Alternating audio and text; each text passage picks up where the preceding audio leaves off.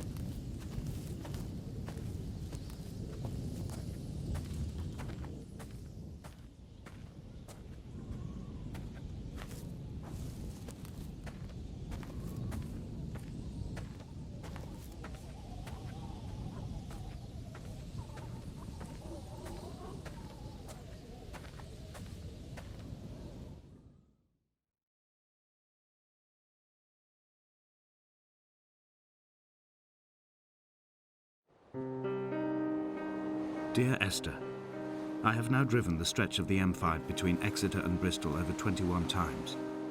But although I have all the reports and all the witnesses and have cross-referenced them within a millimetre using my ordnance survey maps, I simply cannot find the location. You'd think there would be marks to serve as some evidence.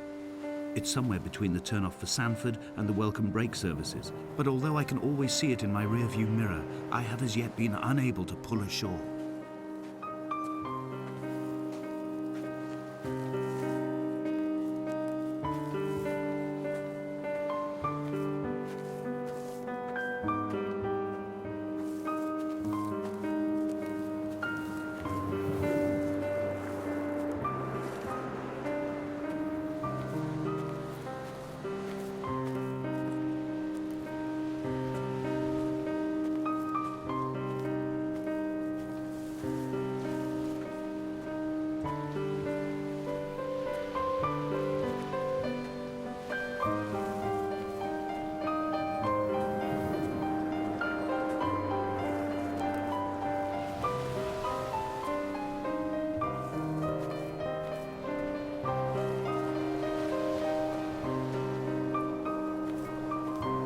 It's only at night that this place makes any sluggish effort at life. You can see the buoy and the aerial. I've been taking to sleeping through the day in an attempt to resurrect myself. I can feel the last days drawing upon me. There's little point now in continuation. There must be something new to find here. Some nook or some cranny that offers a perspective worth clinging to. I've burnt my bridges.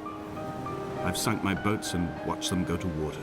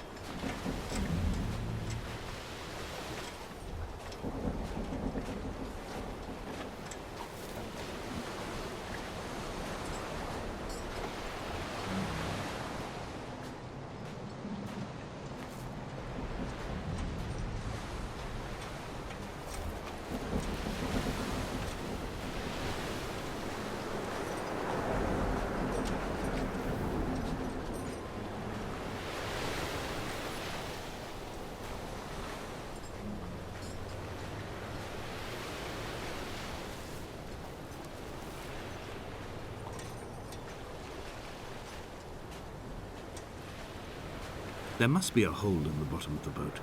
How else could new hermits have arrived?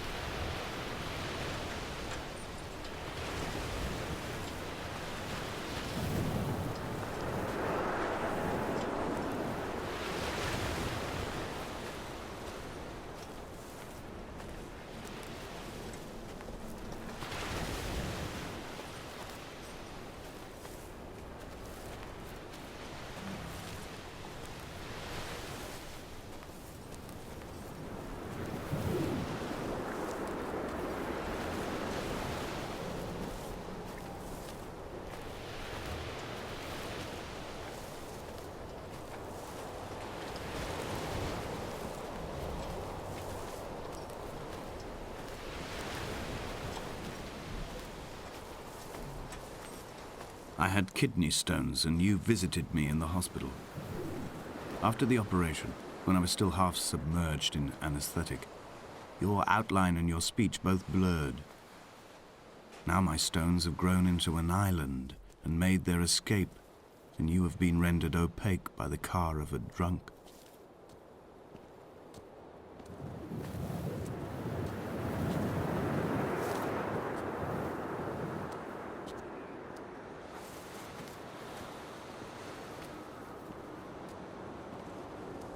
Is this what Paul saw through his windscreen? Not Lot's wife looking over her shoulder, but a scar in the hillside, falling away to black forever.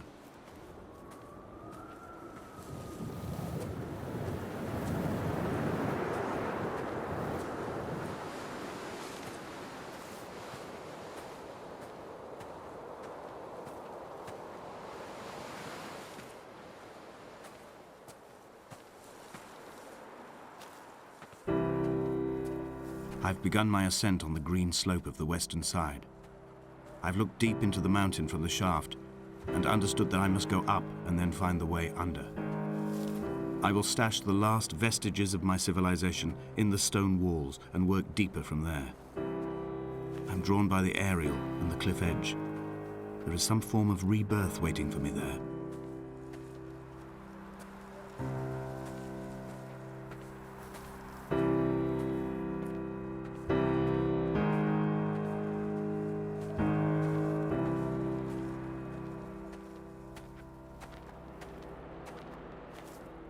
The bothy was constructed originally in the early 1700s. By then, shepherding had formalized into a career. The first habitual shepherd was a man called Jakobsen, from a lineage of migratory Scandinavians. He was not considered a man of breeding by the mainlanders. He came here every summer whilst building the bothy, hoping eventually that becoming a man of property would secure him a wife and a lineage. Donnelly records that it did not work.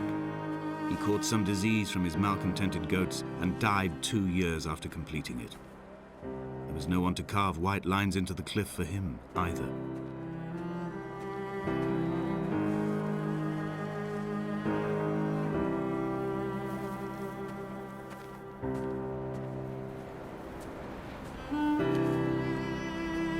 When the oil lamps ran out, I didn't pick up a torch, but used the moonlight to read by.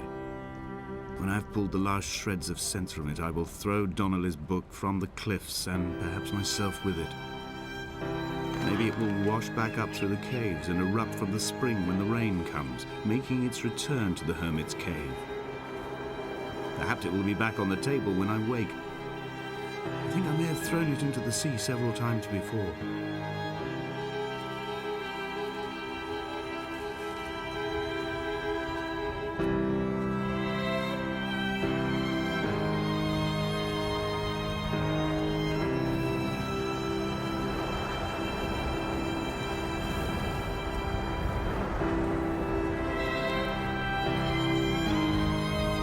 He left his body to the medical school and was duly opened out for a crowd of students 21 days after his passing. The report is included in my edition of his book.